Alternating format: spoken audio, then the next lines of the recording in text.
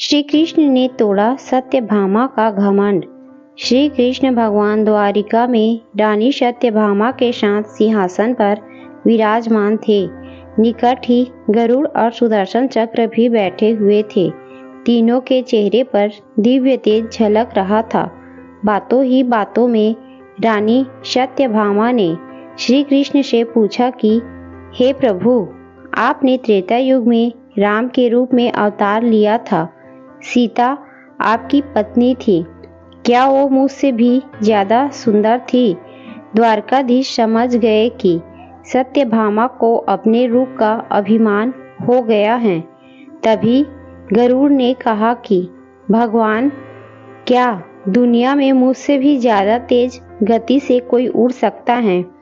इधर सुदर्शन चक्र से भी रहा नहीं गया और वे भी कह उठे कि भगवान, मैंने बड़े बड़े युद्धों में आपको विजय श्री दिलवाई है। क्या संसार में मुझसे भी शक्तिशाली कोई है? भगवान मन ही मन मुस्कुरा रहे थे।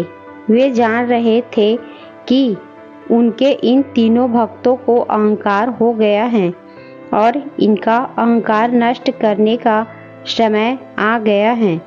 ऐसा सोचकर उन्होंने गरुड़ से कहा कि हे गरुड़, तुम हनुमान के पास जाओ और कहना कि भगवान राम माता सीता के साथ उनकी प्रतीक्षा कर रहे हैं।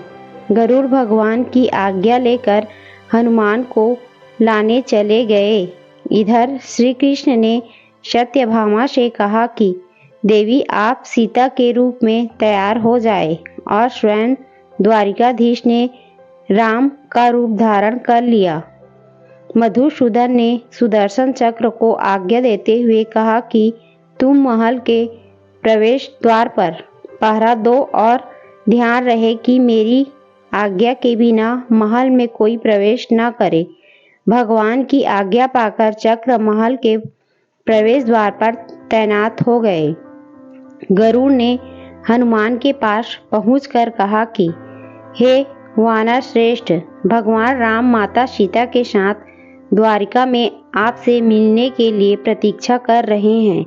आप मेरे साथ चले, मैं आपको अपनी पीठ पर बैठाकर शीघ्र ही वहां ले जाऊंगा। हनुमान ने विनयपूर्वक गरुड़ से कहा, आप चलिए, मैं आता हूँ। गरुड़ ने सोचा, पता नहीं यह बूढ़ा वानर कब पहुँचेगा।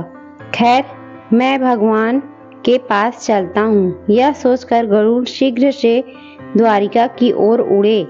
पर यह क्या, महल में पहुंचकर गरुड़ देखते हैं कि हनुमान तो उनसे पहले ही महल में प्रभु के सामने बैठे हैं।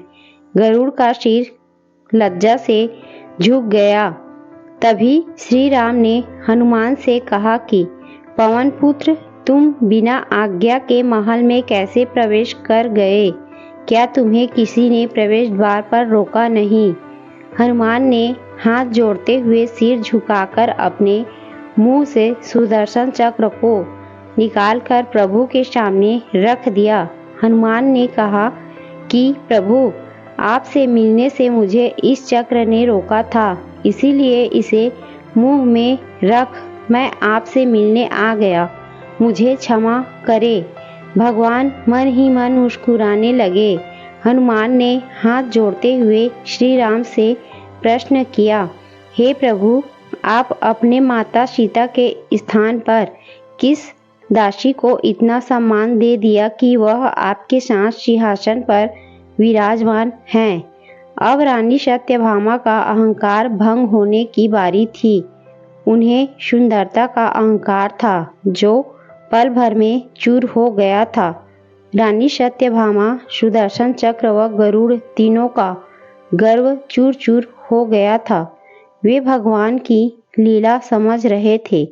तीनों की आंखों से आंसू बहने लगे और वे भगवान के चरणों में झुक गए। अद्भुत लीला है प्रभु की। आपने भक्तों को अहंकार को अपने भक्त द्वारा ही दूर किया। उन्होंने